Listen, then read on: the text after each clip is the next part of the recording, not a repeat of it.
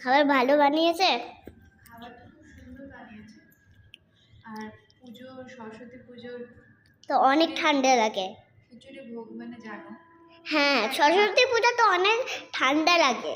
ঠান্ডা একটু একটু লাগছে। হ্যাঁ, ঠান্ডাতে একটু একটু লাগে, বেশি লাগে না। খুব সুন্দর হয়েছে।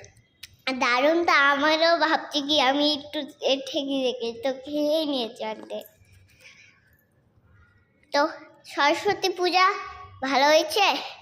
অনেক ভালোভাবে হয়েছে। আমাদের 6:30টার সময় পুজো সব কমপ্লিট।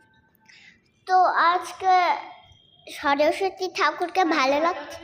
6:30 মানে সকাল 6:30, তার মানে বিকেল নয়। না, বিকেলে আমরা তো পূজা করি।